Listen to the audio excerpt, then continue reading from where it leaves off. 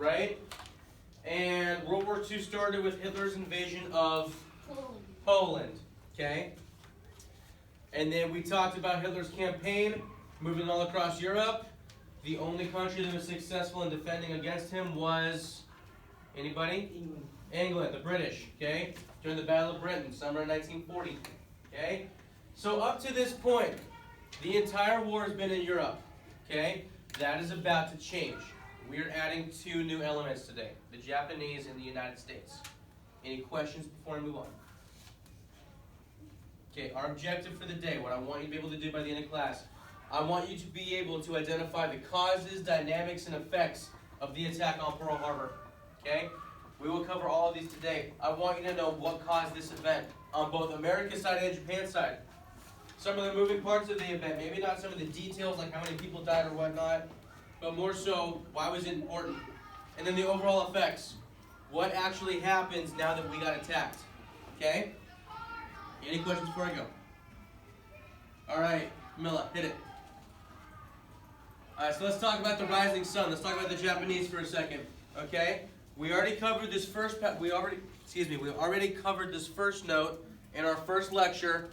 The Japanese Empire was headed by Hirohito during World War II. He is the emperor of Japan. Okay? In simplest terms, that is the equivalent to a president of the United States. Okay? Don't want to get too complicated with that. He's pretty much the president of Japan. Okay? The empire was looking to expand its borders. Okay? So let's break that down for a second. Imperialism, right? We talked about that when we talked about Japan, when we outlined that last class, right? Remember that? What does imperialism do? Who remembers? Brian? Give you resources, one person, Exactly. So you want to expand your borders, you get more resources, you get more people, you get more power, you get more territory, right? That's what Japan is doing. They have their sights on two specific areas of the Pacific. They're looking at China and Indochina. Okay? We all know where China is, right? It's in Far East Asia. It's on the map up here. And Indochina, that's a fancy word for Vietnam, Cambodia, and Laos. Okay? For now, just Indochina. Okay? Because it's between China and Indonesia. Indochina. See where that came from? Kind of cool. So, the Japanese want China. Okay, they already own the Manchurian region, which is northern China. Okay, Japan's right here in the ocean. If you can use your imagination, go off the map a little bit. Their forces are already in northern China. Okay, when we talk about the Cold War after this unit, okay, we're going to circle back a little bit. Right now in China, there's a civil war between the nationalists, led by Chiang Kai-shek, and the communists, led by Mao Zedong. Okay, they are in such a bloody battle right now that Japan sees this opportunity to invade is beyond fruitful. If we invaded right now, since they're already fighting each other, we're going to take this region with complete ease. Okay, so they do it. It's called the Sino-Japanese War. Okay, again, we'll talk about that when we get to the Cold War. However, America, we see this as a problem. Okay, during this time, America has what's called anti-colonialism effect in place. Okay, colonialism means you're expanding your borders, kind of like imperialism, to make colonies away from the motherland. Okay, we don't like that Japan is doing this, which, as a side note, is actually kind of ironic because we were doing it at the exact same time. Guam, Hawaii, Alaska, Puerto Rico, all belong to us, and those are far beyond our international borders. Kind of interesting. During this time, Hawaii and Alaska do not have statehood yet. But anywho, the United States phones up Japan. It says, "Hey Japan, what's going on?" Japan says, "What's up?" The United States says, "We don't like that you're expanding into China and Indochina. We don't like this. Not cool. If you do that, we're going to cut off your oil supply." We'll get there in a second. Japan says, "Watch us." Okay? So let's talk about the oil supply. During World War II, okay, this is not in your worksheet, but I write this down. During World War II, United States oil accounted for 80% of Japanese oil income. Okay? 80%. 80. The other 20% came from Indochina. Okay? The United States sold them 80%. Indochina, it was the other 20%. Okay? During this time, Indochina was controlled by France. So, we reached the summer of 1941. Alright? And the French get invaded by Hitler, which means their economy collapses, which ultimately means Indochina is up for grabs. Japan's going to take it. They invade. And America is upset with this, ultimately because American soldiers were actually killed in that invasion. So we placed what's called an oil embargo. That is your fourth blank. An oil embargo against Japan for retaliation. An embargo, does anybody know what an embargo means? It's an economic term. Taken off? Taken off, okay? Their oil supply is completely cut off, okay? What you'll read in the textbooks is that it's an oil embargo, okay? So we just cut off their oil. In reality, the textbook does kind of get this wrong ever so slightly. We cut off all trade with Japan. We cut them off completely. Not just our oil, but our manufactured goods. Some of our own raw materials that we're trading to them. Okay? Everything. We cut Japan off. Okay? They were humiliated and enraged by this. Are there any questions on where we are with Japan before we move on? Anything at all? Did everybody get the four blanks? Hirohito, China, Indochina, and oil embargo. Is there any of this we don't get? Okay, good. So, let's talk about the summer of 1941. Okay, the United States is now fully aware. Okay, we are fully aware of the situation that's actually going on in Europe. Okay, we understand that Hitler is becoming extremely successful. We understand that he's gaining more territory. And by this point, we understand that he has already backstabbed the Soviet Union and he's starting that invasion. Okay?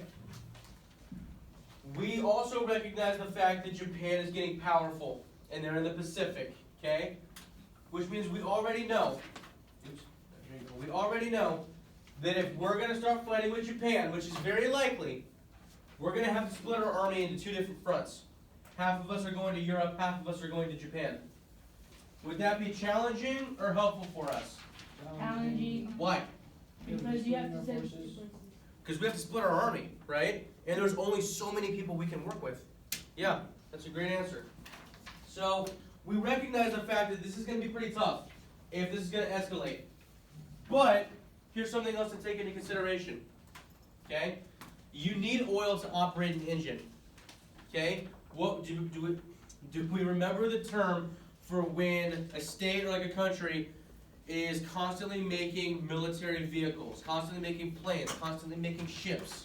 What is that called? Yes. Overproduction? Not overproduction. Yes. Nazism. Not Nazism. Nazism, the political ideology. It's an industrial term. It says on the political cartoon. It's the, any guesses? Last chance? It's the war machine, okay?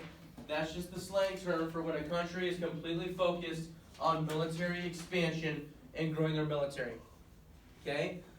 So you need oil at a very crucial rate to operate the war machine. Anything industrial, if you have a motor, if it turns a key and it has an engine, okay? Motor and engine is the same thing.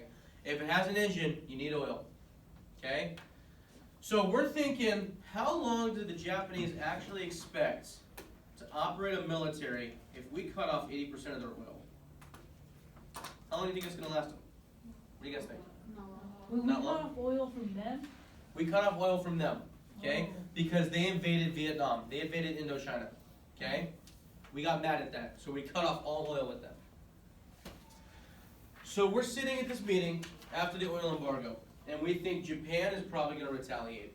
That was really humiliating, which they do. Okay, the Japanese were offended, and they were humiliated by this move. Japanese culture is very, very different than American culture. Okay, if a business deal doesn't go through an American culture, it just collapses. If it doesn't go through in Japanese culture, it's very personal. Therefore, they are very humiliated by this move.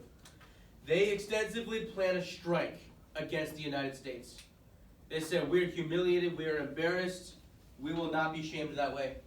we are going to strike the United States where it's going to hurt them. What is that strike going to be? Pearl Harbor. Okay? The United States was able to predict this. We figured out they were going to strike against us. Okay? One of the biggest military advantages that you can have is a code breaker. Okay? When you're talking military code for very long distances, that has to get transmitted through communication waves, or like communication lines, right? We were able to intercept those lines and break their code. The only thing we were not able to figure out was when and where. We figured out they were going to strike. We figured out they were going to strike by air, and it was going to be hard. Like, they're really going to come at us. We could not figure out when or where it's going to be. So if they knew they were going to attack like Pearl Harbor and Hawaii, why didn't they evacuate? We'll talk about that. They did not, well, because Pearl Harbor was the naval base at Hawaii that held 3/4 of the Pacific Fleet. Okay, so 3/4 of our entire Pacific Navy, okay, is at Pearl Harbor and is docked, okay? Allegedly in a position that could fire against the Japanese at any time. It was not, we'll talk about that in a second, but nobody was on active alert. We just didn't know when and where. Okay? So, I passed out a copy of the political cartoon to you guys, okay? I'm not going to have you guys turn this in. This is actually rather for your interpretation. I would also remember this for the test if I were you. Y'all pick up what I'm saying? I would remember this political cartoon for your test if I were you. So I want you to jot down some observations, okay? I'm going to break this down because analyzing political cartoons is actually kind of a skill. But, what's some of the things you guys see in this political cartoon, all right? What's something you're observing, okay? Just take it very literally. Yes? With the US oil, the Japanese can use the machine. Perfect. Without United States oil, okay, you guys see the oil? I take notes on this. I give you guys space to write it, okay? The oil is coming from the United States, okay? We have Uncle Sam right here. You know, everybody understand the concept of Uncle Sam? See that poster right there that says, "I want you for U.S. Army"? That's Uncle Sam, okay? He's not like a real guy, obviously. He's the idea of America. He's the ideal of like American image, okay? He's bending the hose with all the oil in it, okay? And he's stepping on it too. What happens if you turn on the hose of water, okay, and water's flushing through, and you bend it? The oil stops. It stops, right? Because you got a kink in the hose. It's not going anywhere. Well, that hose is leading all the way to the Japanese war machine. It says the tank, right? It's got the Imperial Japanese flag on it with the Japanese dude trying to fill his tank. Well, what's not coming out of the hose? Oil, okay? So this is a political cartoon from 1941, summer 1941, talking about, or showing the oil embargo, okay?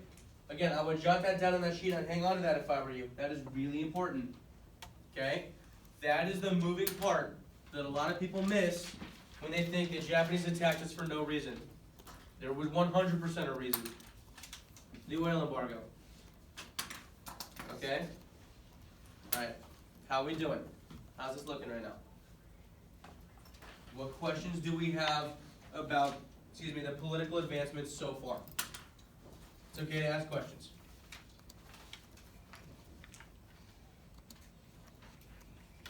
Do we all see the connection between the oil embargo and the need for an attack? Okay? Do we all have all the blank spaces that we need? Oh, What do you got?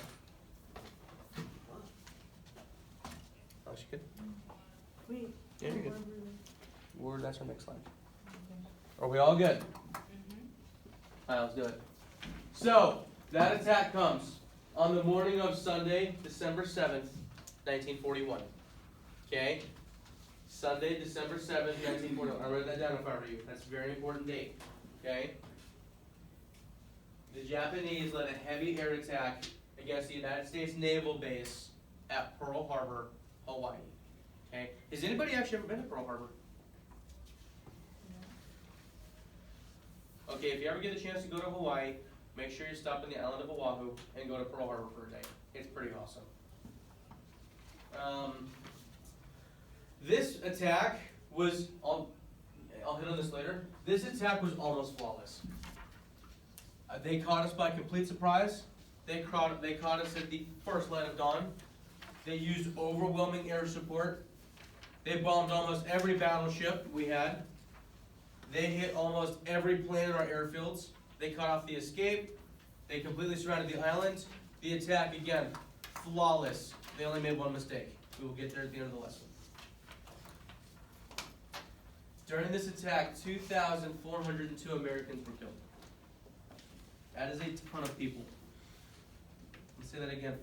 2,402 Americans were killed in the attack of Pearl Harbor. I'm not going to make you memorize that, okay?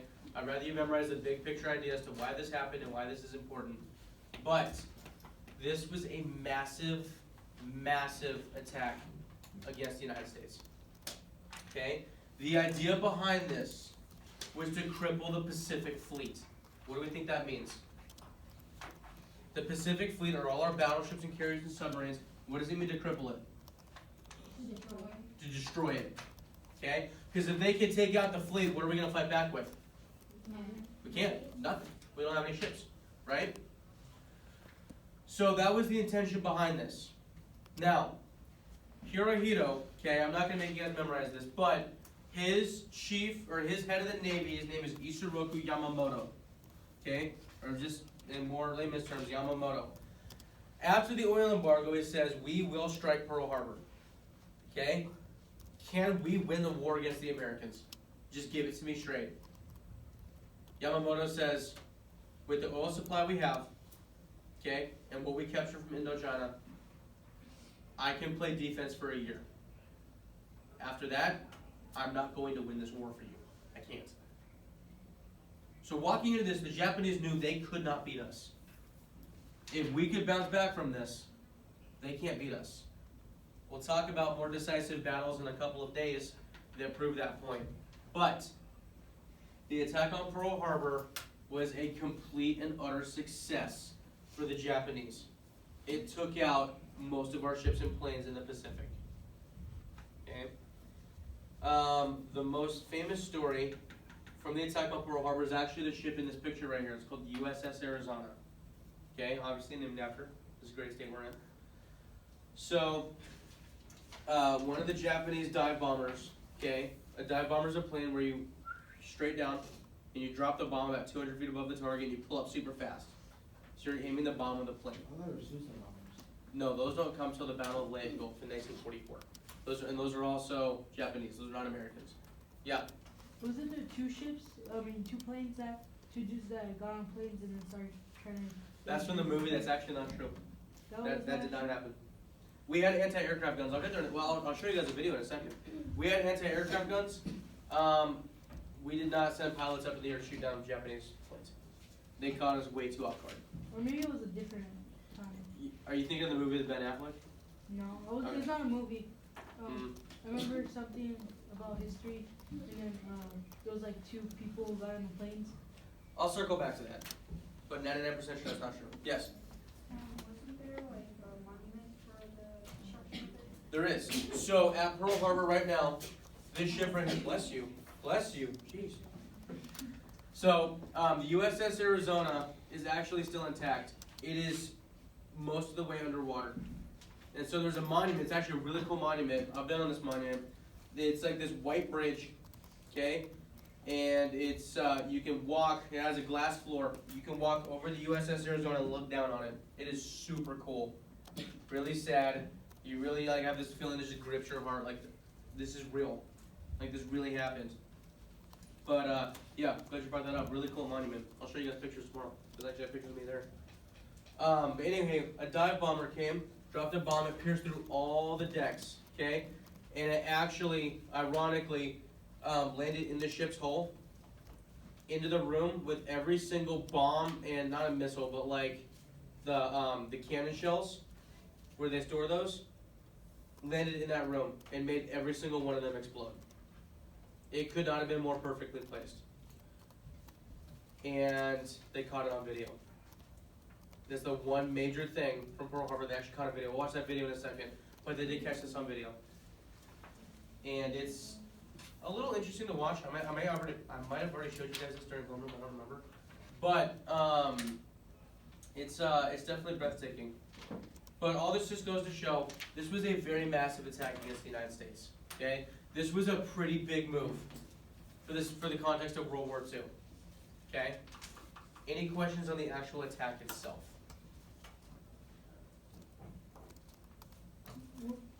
Yeah. Were there any like planes that got to get up in the air and attack? That were American? Yeah. No. No. They destroyed our airfields before they destroyed the boats. Yep. Anybody else?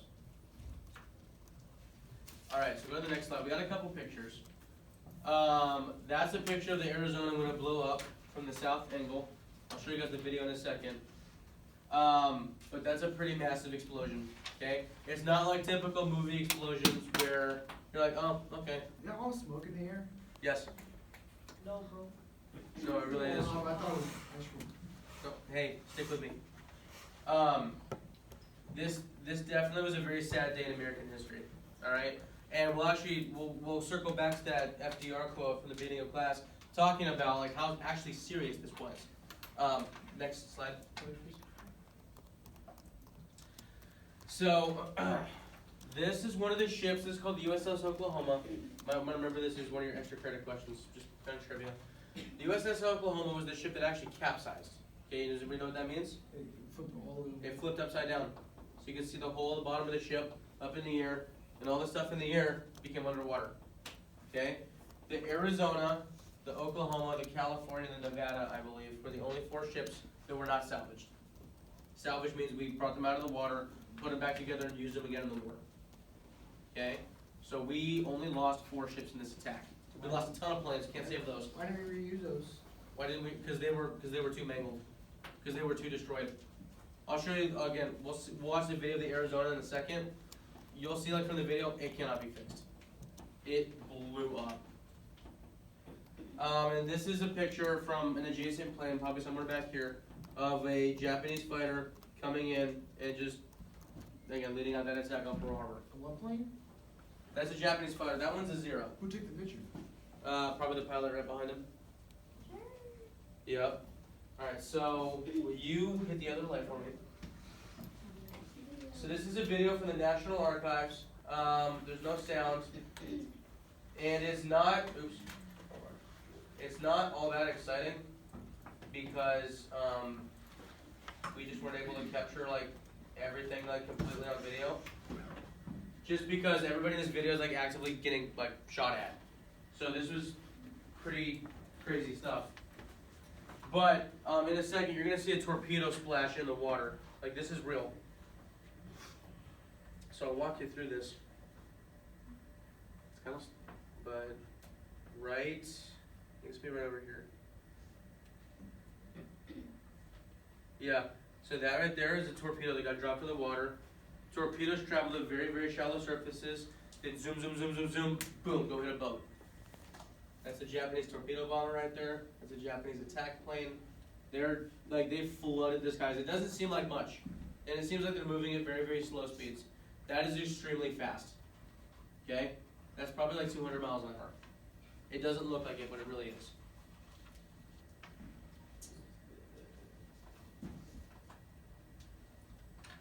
Again, I know it's not the best footage in the world, but it is the best that we have. Some things in history you cannot just catch with a camera.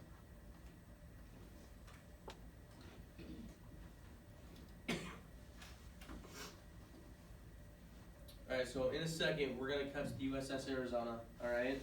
And you'll see, like, you don't see the bomb actually pierce the deck. You do see when it blows up. Yeah, there's no sound, but it happens super fast and the ship just incinerated. Okay?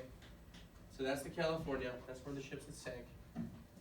And then in about 3 seconds the Arizona will come up. Okay? Alright, here it goes.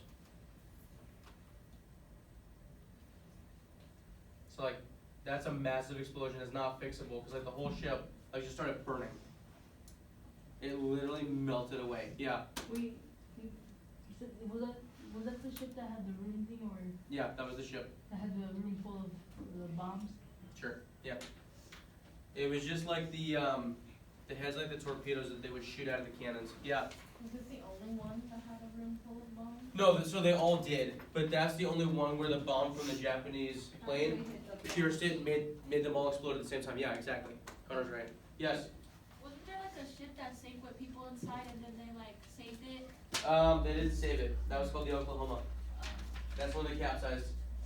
Yep. It's actually very, very sad. That's some of the smoke you can see from Pearl Harbor. That's not actually not a whole lot of it. What's that? Well, everyone on the Arizona died. That's for sure. And everybody on the field died also. How many Japanese died? Very few.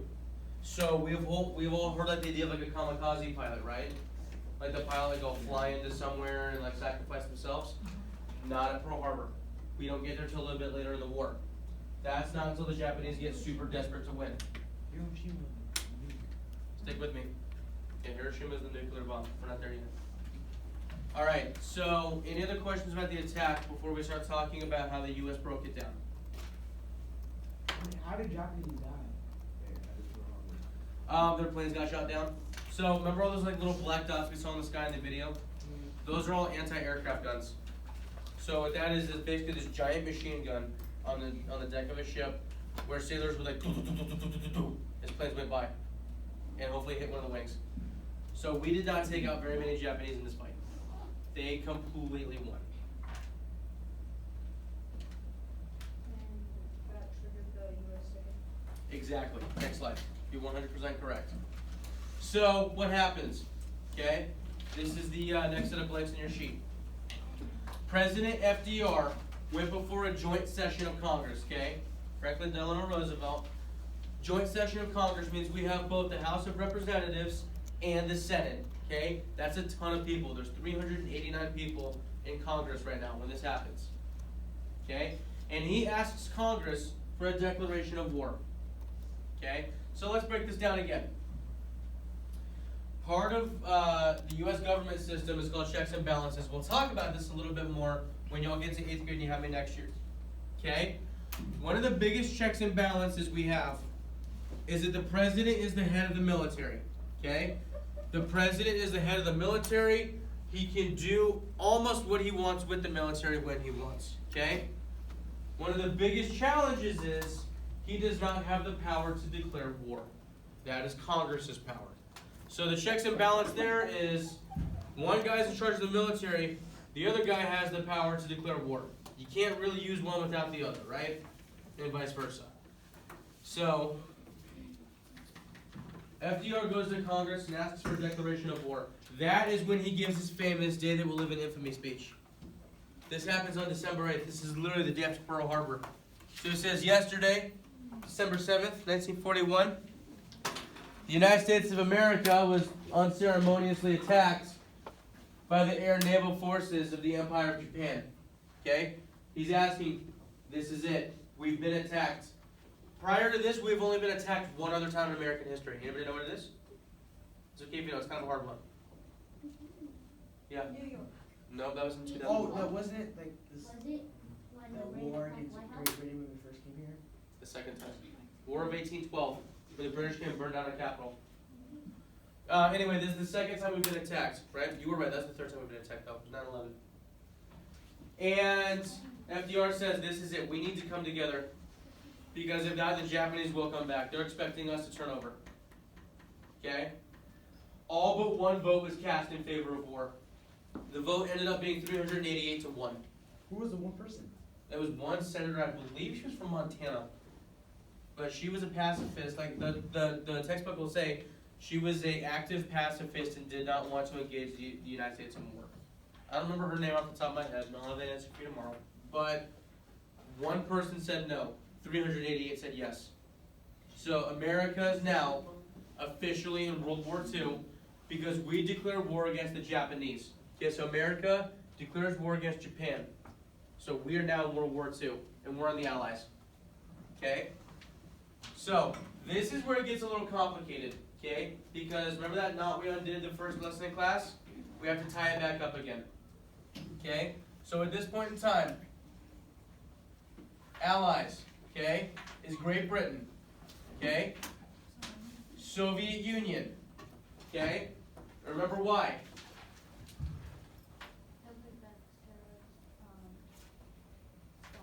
Hitler backstabbed Stalin with Operation Barbarossa, okay? So Stalin is now on the Allies team, okay? Finally, us. That's you. Those are the big ones. Soviet Union, SU. Those are the big ones for the Allies.